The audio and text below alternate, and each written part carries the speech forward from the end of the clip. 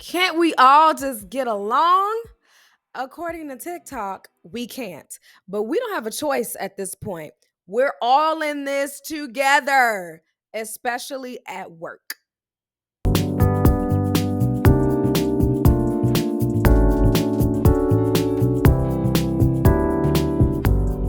According to a white paper by UKG.com on mental health at work, managers have just as much impact on people's mental health as their spouses, and even more of an impact than their doctors and their therapists. Well, then, that goes to show you that how we treat each other at work impacts our overall sense of self and well being, especially because we spend most of our awake life at work. Therefore, how we treat each other, especially in the relationship between leadership, management, and their teams, can be the tipping point on how well people are showing up, how often people are showing up, and how long they're staying. We got to do better. Before I give you strategy on how Gen X and Millennials can walk in mutual respect and collaboration together, I really want to highlight how we're already walking in agreement with each other. We both believe in work hard, play hard. That's how we show up to work. So, giving our best effort is a value that both generations highlight, appreciate, and that we live by. The only difference is that for millennials, we take it a little bit step further. So it's we work hard, we play hard, but we try to only work where we could also play. So that's that work-life integration that I've been talking about. And I mentioned it in my last video that we just don't compartmentalize like that, where work is here and play is here. Work instead is an extension of ourselves. But work-life integration came out of the concept of work-life balance that came from Gen X. So thank y'all for that. But we collectively, Gen X and millennials, don't believe that work should be all-consuming, which partially came from the baby boomers. But we also don't believe that work should be mostly play, which came from Gen Z. So we provide the perfect balance in that type of situation. The second way to appreciate where we're already similar is that both generations value flexibility. That means we both have the capacity to expand, to stretch, and to be uncomfortable at any given time, depending on the needs of what is happening at work. Every day is really a mystery at this point, and leaders have got to be pliable enough to keep up with the changes in their industry and lots of the things that are not in their control. This is a great place for millennials and Gen X to take charge in these times of uncertainty in a way where they can just pass the ball to each other and keep on rolling no matter what circumstances are burning around them. Now let's get to the solutions. Both in working with my clients and then, of course, everywhere you turn all over the media, it's no secret that Gen X and millennials butt heads, and then we retreat resentfully into our norms, into our biases, and our own communication patterns. I'm here to break up the noise, to repair working relationships, and to help leaders stop walking on eggshells for some time that seems like it will never end. So here are the 3 ways that Gen X and millennials can collaborate today. You need to come to an agreement about the feedback culture or the frequency that you will be providing feedback in your team or in your environment. Gen X and millennials approach feedback differently. Gen X tends to prefer direct, open, and in-person feedback, while millennials prefer immediate, maybe digital feedback that comes with mentorship and support. So don't just give me the thing, but help me walk with you through it, or let me partner with you, or let me also provide some context to what's going on so that we can have a clear dialogue about what is actually happening so it's not one-sided. Together, I believe the 2 professionals need to decide the best way forward to get their professional needs met, but also to keep momentum going in regards to the work.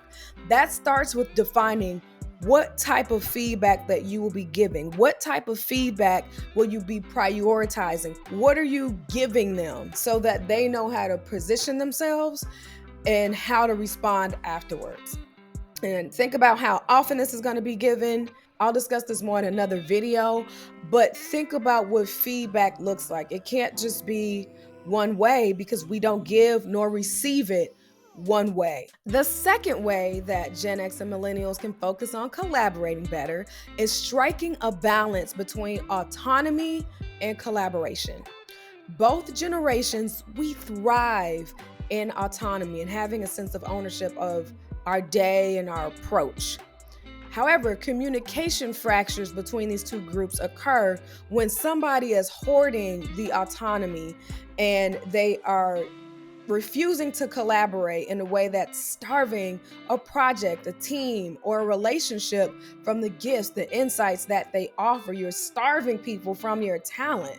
Now, why do people hoard autonomy where they don't want to give, they don't want to show up, or they don't want to participate? Two of the key reasons coming from these generations is either pride or protection. What pride looks like is you think you know everything, you think you're right, or you feel very confident in your way and approach and you don't want that to be taken from you. Protection is somebody gonna steal my idea, or if I put this out there, does this mean I'm going to be micromanaged, or will this other generation not understand my perspective and then they're going to dismiss everything that I say? And I'll tell you, one way to kill your coworkers' spirit is to dismiss them. People will contribute less and less and less if you dismiss their ideas and where they're coming from. So the protection comes from if the environment is not safe to give and to share. Productivity in this state is at the very bare minimum, which is not helpful for anyone. So the best thing that the leader can do in this situation is to schedule collaboration and brainstorming sessions on a frequent basis. That way you're making collaboration intentional. This way both generations can collaborate without this sense of their autonomy being threatened. If we give people the space to do them, or we can trust them, their insights, their experience, and then they can prepare for hearing other ideas. But if it's just thrown on people who are super self-sufficient, which is a characteristic of Gen X and millennials, then it kind of starves the process. And the third way that I'll be discussing in this video of how Gen X and millennials can collaborate is to focus on behaviors opposed to generational differences. So in the DISC framework, we all have a behavioral style or behavioral profile that highlights how we prefer to operate. This is not age or generation specific.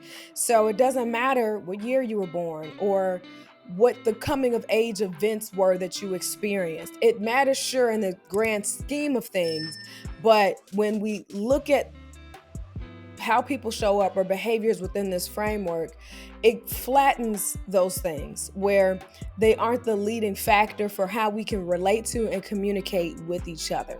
So getting a true DISC assessment and understanding, one, yourself on black and white in paper, to put words and ideas, to have a vision and pictures of things you kind of know about yourself, but you never had the language to explain. So to get that self-awareness first, but then to compare that information side by side with your colleague or your leader, your subordinate, where you can see the core of your similarities. And these are things that you can pass the ball to each other, where you're flowing in the same direction, rowing in the same direction, where you can just look at that person and they have a sense of understanding with you that doesn't need to be explained, but it's understood. This is also an opportunity to see the differences, and it gets you out of that perspective, your own perspective of only being able to see things one way. Highlighting those differences gives you an appreciation for that other person. It gives an opportunity for differences to be managed and leveraged and not necessarily melt into conflict. So to flatten the silos of our generational differences, having a DISC assessment puts everything into alignment where we can speak one language and have empathy and support for each other that way. One of my favorite authors, educators, speakers is Stephen R. Covey, and he has a quote that I think perfectly fits this topic, and that is, Always treat your employees exactly as you want them to treat your best customers. Your colleagues, your teammates, your team are your best asset. And once we stop looking at other generations as an inconvenience or as the enemy, truly then can we start to push each other towards greatness.